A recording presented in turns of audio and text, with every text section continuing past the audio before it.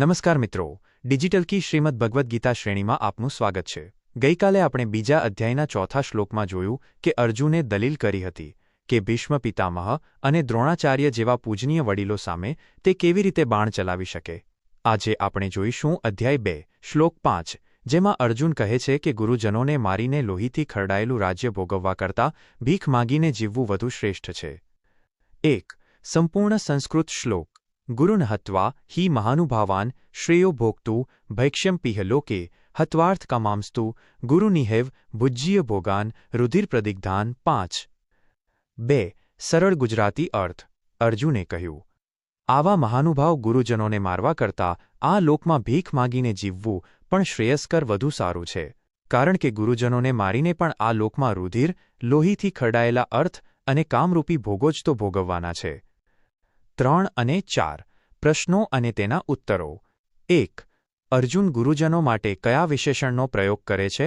જવાબ: મહાનુભાવાન, મહાન, પ્રભાવશાળી અને પૂજનીય। 2. અર્જુન યુદ્ધ કરવાને બદલે શું કરવાનું પસંદ કરે છે? જવાબ: ભૈક્ષ્યમ, ભિક્ષા માંગીને જીવવું। 3. અર્જુન મુજબ ગુરુહત્યા પછી મળતા ભોગો કેવા હશે? જવાબ: રુધિર પ્રદિગ્ધાન, લોહીથી ખરડાયેલા। 4. શ્રેયઃ શબ્દનો અર્થ શું છે? જવાબ: કલ્યાણકારી અથવા વધુ સારું। 5. અર્જુનને શેનો લોભ નથી? જવાબ: અર્થ, સંપત્તિ અને કામ, ઈચ્છાઓ, ભોગનો। 6. ભુજ્યનો અર્થ શું થાય?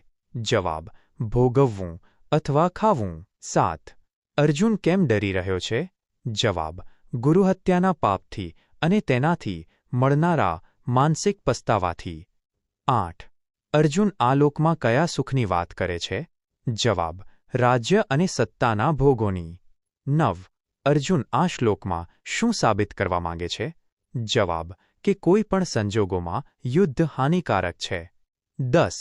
આ શ્લોક કયા અધ્યાયનો છે? જવાબ: બીજા અધ્યાયનો 5મો શ્લોક। 5. જીવનનો ઉદ્દેશ શાંતિ કે ક્ષાત્રધર્મ? આ શ્લોક આપણને નૈતિક દ્વિધા અને અંતરાત્માના અવાજ વિશે સમજાવે છે। 1. સંબંધો અને નૈતિકતા। અર્જુન માને છે કે ગુરુજનો સામે હથિયાર ઉઠાવવું એ અધર્મ છે। તે ભીખ માંગવા તૈયાર છે, પણ રક્તપાત કરવા નહીં। આ તેની ઉદારતા છે। જીવનનો ઉદ્દેશ એ છે કે આપણે સંબંધોનું મૂલ્ય સમજીએ, પણ સાથે એ પણ જોવું પડે કે જ્યારે તે જ પૂજનીય લોકો અધર્મની રક્ષા કરવા ઊભા હોય ત્યારે શું કરવું। 2. અંતરાત્માની શુદ્ધિ। અર્જુનને ડર છે કે જો તે રાજ્ય મેળવશે તો પણ તેનું મન અશાંત રહેશે, કારણ કે તે લોહીથી ખરડાયેલું હશે।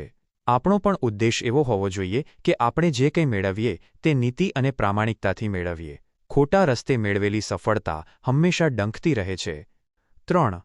પલાયનવાદ અને ત્યાગ વચ્ચેનો ભેદ। અર્જુન જેને ત્યાગ સમજે છે તે વાસ્તવમાં કર્તવ્યથી ભાગવાની વૃત્તિ છે। ભીખ માંગીને જીવવું એ ક્ષત્રિયનો ધર્મ નથી। ઘણીવાર આપણે પણ અઘરા કામોથી બચવા માટે હું તો જતો કરીશ એવું કહીએ છીએ, જે ખરેખર નબળાઈ હોઈ શકે છે। સાચું કલ્યાણ ક્ષેત્ર છોડવામાં નહીં, પણ સત્ય માટે લડવામાં છે। નિષ્કર્ષ: સફળતાની કિંમત જો અધર્મ કે પાપ હોય તો તે સફળતા વ્યર્થ છે, પરંતુ જ્યારે ધર્મનું રક્ષણ કરવાનું હોય ત્યારે વ્યક્તિગત સંબંધોને ગૌણ રાખવા પડે છે। મિત્રો, આજે આપણે જોયું કે અર્જુન કેટલો ભાવુક થઈ ગયો છે। તેને રાજ્ય કરતાં ભિક્ષા વધુ પ્રિય લાગે છે। હવે પછીના શ્લોકમાં અર્જુન સ્વીકારશે કે તે સાવ મૂંઝાઈ ગયો છે અને ભગવાન પાસે માર્ગદર્શન માંગશે। ડિજિટલ કી સાથે જોડાયેલા રહો। આવતીકાલે ફરી મળીશું રાત્રે 8 વાગ્યે। જય શ્રી કૃષ્ણ।